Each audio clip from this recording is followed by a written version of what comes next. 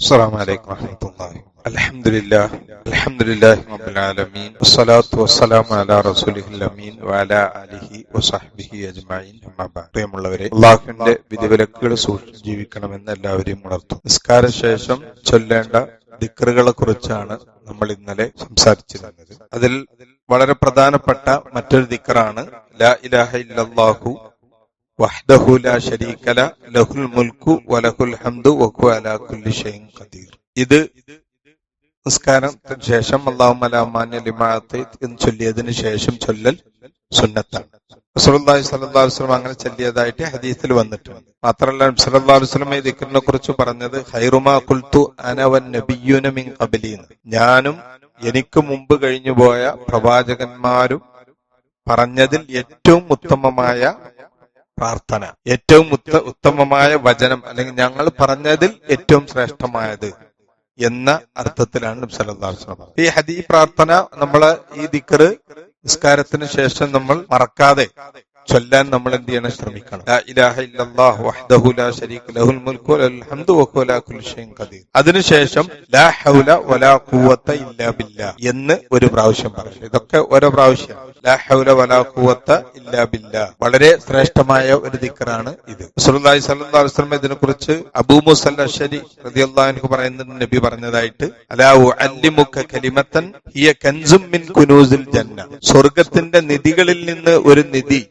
ഞാൻ നിനക്ക് പറഞ്ഞു തരട്ടെ എന്ന് ചോദിച്ചിട്ട് അബൂ മൂസ അശ്അരിക്ക് പറഞ്ഞു കൊടുക്കാണ് ലാ ഹൗല വലാ ഖുവത ഇല്ലാ ബില്ലാഹ്. സ്വർഗ്ഗത്തിലൊരു നിധിയാണത്. നമ്മൾ ഓരോ ലാ ഹൗല വലാ ഖുവത ഇല്ലാ ബില്ലാഹ് എന്ന് പറയുന്നത് സ്വർഗ്ഗത്തിൽ നമുക്കൊരു നിധി കിട്ടുന്നത് പോലെയാണ്. ഇമാം ബുഖാരി മുസ്ലിം ഉദ്ധരിക്കുന്ന ഹദീസാണ്. അപ്പൊ അത് വളരെ അർത്ഥവത്തായ നല്ല ഒരു പ്രാർത്ഥനയാണ്. ലാ ഹൗല എന്ന് പറഞ്ഞാൽ ഒരു തെറ്റലില്ല, ഒരവസ്ഥയിൽ നിന്ന് മറ്റൊരവസ്ഥയിലേക്ക് മാറലില്ല. ഹൗല് വലാ ഖുവത പറഞ്ഞ യാതൊരു ശക്തിയുമില്ല ഇല്ലാ ബില്ലാഹ്, അള്ളാഹുവിനെ കൊണ്ടല്ലാതെ, അള്ളാഹുവിൽ നിന്നല്ലാതെ, അള്ളാഹുവിന്റെ അനുവാദമല്ലാതെ, അള്ളാഹുവിനെ കൊണ്ടല്ലാതെ ഒന്നും ചെയ്യാൻ കഴിയില്ല. ഞാൻ ഈ ഇരിക്കുന്നോടത്ത് എനിക്ക് എഴുന്നേൽക്കുക, ഈ ഇരിക്കുന്ന അവസ്ഥയിൽ നിന്ന് എഴുന്നേൽക്കുന്ന അവസ്ഥയിലേക്ക് മാറാൻ കഴിയില്ല, എനിക്ക് എന്തെങ്കിലും ഒന്ന് ചെയ്യാനും കഴിയില്ല ഇല്ലാ ബില്ലാഹ്, അള്ളാഹുവിനെ കൊണ്ടല്ലാതെ. അതാണ് ആ പ്രഖ്യാപിക്കണം. തികഞ്ഞ നമ്മൾ അള്ളാഹുവിന്റെ മുന്നിലുള്ള ഒരു ഉബൂദിയ്യത്ത്, ഞാനൊരു അടിമത്തം നമ്മൾ എന്ത് ചെയ്യാണ് അവിടെ പ്രഖ്യാപിക്കുക.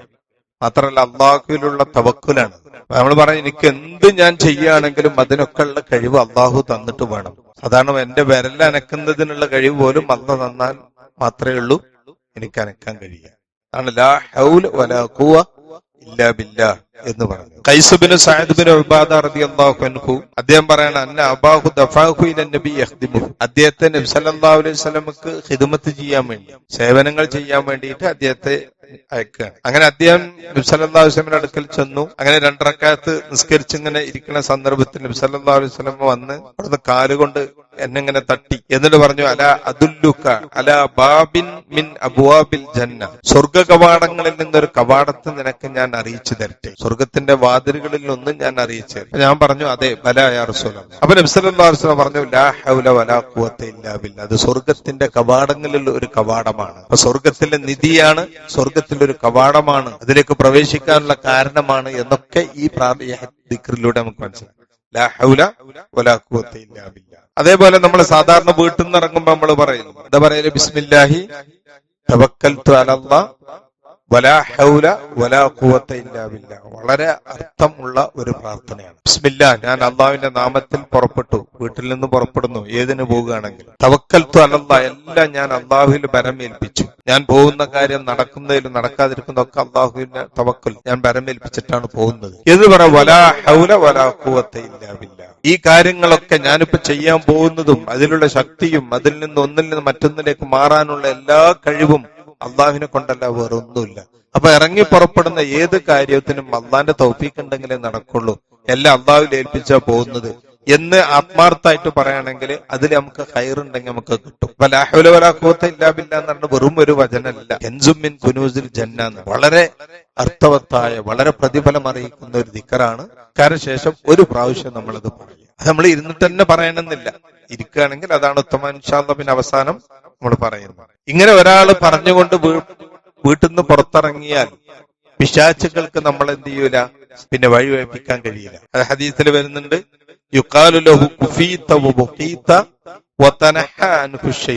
ഇമാം തിർമിദി ഒക്കെ ഉദ്ധരിക്കുന്ന ഹദീസാണ്. എന്ന് പറഞ്ഞാല് അവനോട് പറയപ്പെടും കുഫീത്ത, നീ എല്ലാം കൊണ്ടും മതിയാക്കപ്പെട്ടിരിക്കുന്നു, അത് മതി നിനക്ക് ഈ പറഞ്ഞത്. നിനക്ക് സംരക്ഷണം നൽകപ്പെട്ടിരിക്കുന്നു. പിശാച്ച് മേലിൽ നിന്ന് മാറിപ്പോകുന്നതാണ്. മാത്രമല്ല ഒരു പിശാച്ച് മറ്റൊരു പിശാച്ചിനോട് പരസ്പരം പറയും എന്നുകൊണ്ട് വേറെ ഹദീസിൽ വരുന്നുണ്ട്, കൈഫലക്, നിനക്ക് എങ്ങനെയാണ് അവനെ പേപ്പിക്കാൻ കഴിയുക? വഖദ് ഹുദിയ, അവന് അള്ളാഹു നേർമാർഗത്തിലാക്കിയിട്ടുണ്ട്, അവന് സംരക്ഷണം നൽകിയിട്ടുണ്ട്, അതേപോലെ തന്നെ അവന് എല്ലാവിധ സംരക്ഷണം അള്ളാഹു കൊടുത്തിട്ടുണ്ട്, പിന്നെ എങ്ങനെ നിനക്ക് അവനെ പേപ്പിക്കാൻ കഴിയുക എന്നൊക്കെ പറയുന്ന ഹദീസുകളുണ്ട്. അപ്പൊ ലാ ഹൗല വലാ ഖുവത ഇല്ലാ ബില്ലാ എന്നുള്ളത് വളരെ മഹത്തായ ഒരു ദിക്റാണ്. അതിനുശേഷം വീണ്ടും നമ്മൾ പറയുന്നു ലാ ഇലാഹ ഇല്ലല്ലാഹ്. അപ്പൊ എത്ര ലാ ഇലാഹ ഇല്ലല്ലാഹ് വന്ന് നോക്കി നിങ്ങൾ. ഏറ്റവും ശ്രേഷ്ഠമായ വചനാണിത് ലാ ഇലാഹ ഇല്ലല്ലാഹ്. ഏറ്റവും വലിയ ശ്രേഷ്ഠമായ ദിക്ർ ലാ ഇലാഹ ഇല്ലല്ലാഹ്. അതിനേക്കാൾ വലിയൊരു ദിക്റില്ല. അപ്പൊ ലാ ഇലാഹ ഇല്ലല്ലാഹ് വലാ നഅ്ബുദു ഇല്ലാ ഇയ്യാഹ് ലഹുൻ നിഅമ വലഹുൽ ഫദ്ൽ വലഹുസ് സനാഉൽ ഹസൻ ലാ ഇലാഹ ഇല്ലല്ലാഹു മുഖ്ലിസീന ലഹുദ്ദീൻ വലൗ കരിഹൽ കാഫിറൂൻ എന്ന് പറയലും സുന്നത്താണ്. അതൊക്കെ നമ്മൾ അറിയില്ലെങ്കിൽ എഴുതി പഠിക്കണം. ശരി, എന്റെ ദിക്റുകളുടെ പുസ്തകങ്ങളിലൊക്കെ ഉണ്ടാവും. ലാ ഇലാഹ ഇല്ലല്ലാഹു വലാ നഅ്ബുദു ഇല്ലാ ഇയ്യാഹ്, അവനെ അല്ലാതെ മറ്റാരെയും നമ്മൾ ആരാധിക്കുന്നില്ല. ലഹുൻ നിഅമത്തു വലഹുൽ ഫദ്ൽ, അവനാണ് നിഅമത്തുള്ളത്, അനുഗ്രഹം നൽകുന്നത് അവന്റേതാണ് നിഅമത്തുകളൊക്കെ. വലഹുൽ ഫദ്ൽ, ഔദാര്യവും അവനിൽ നിന്നാണ്.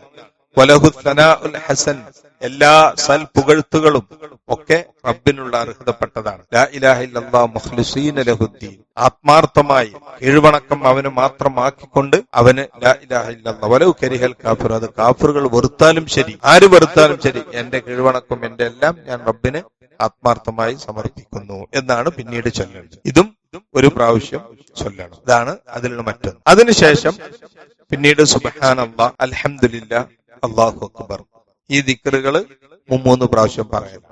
ഇൻഷാ അല്ലാഹ് അതിന്റെ മഹത്വങ്ങൾ നമുക്ക് നാളെ വിവരിക്കാം. അതുമായി ബന്ധപ്പെട്ട ഹദീസുകൾ. അല്ലാഹു സുബ്ഹാനഹു വ തആല തൗഫീഖ് നൽകുമാറാകട്ടെ. സല്ലല്ലാഹു അലാ മുഹമ്മദിൻ വഅലിഹി വസഹ്ബിഹി വസല്ലം. അസ്സലാമു അലൈക്കും.